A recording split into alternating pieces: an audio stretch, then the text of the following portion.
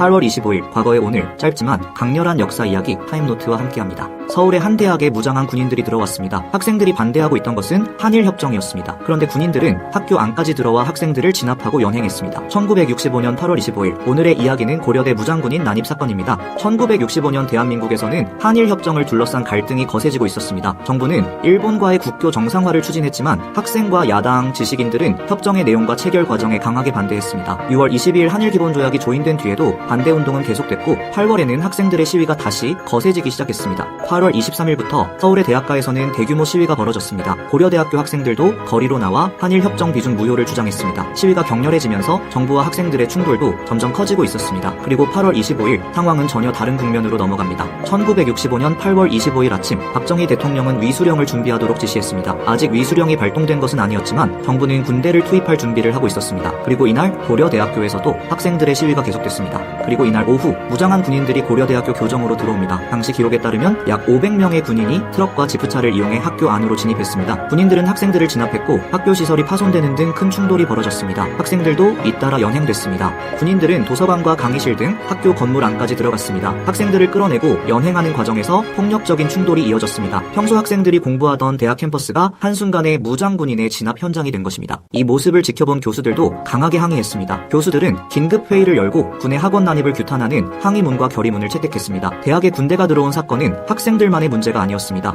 정부와 군 측은 학생들의 투석 등으로 군인들이 격군에 교정에 들어갔다고 설명했습니다. 하지만 무장한 군인들이 대학 안으로 들어와 학생들을 진압한 사실은 큰 논란이 됐습니다. 그리고 다음 날 상황은 더욱 심각해집니다. 8월 26일 고려대학교에서는 다시 학생들과 군인들이 충돌했고 무장군인이 교내에 재진입해 학생들을 연행했습니다. 서울의 대학가를 둘러싼 긴장도 최고조에 달했습니다. 그리고 이날 정부는 서울 일원에 위수령을 선포합니다. 위수령은 계엄령과는 다른 제도였지만 정부는 이를 통해 군대를 동원해 서울의 학생 시위를 진압했습니다. 이후 대학에 대한 통제와 휴업 조치도 이어졌습니다. 그렇다면 학생들은 왜 한일협정에 반대했을까요? 당시 학생들은 협정이 식민지 지배의 과거와 피해 문제를 충분히 해결하지 못한 채 추진됐다고 비판했습니다. 또한 국민의 반대에도 정부가 협정을 밀어붙이고 있다고 주장했습니다. 한일협정 반대운동은 외교 문제를 넘어 당시 정부에 대한 저항으로도 번져갔습니다. 위수령과 휴교 조치, 학생과 교수들에 대한 통제가 이어지면서 1964년부터 계속된 한일협정 반대운동은 점차 막을 내리게 됩니다. 하지만 이 과정에서 학생운동은 한국 현대사의 중요한 사회운동으로 자리 잡았고 이후 민주화운동에도 영향을 남겼습니다.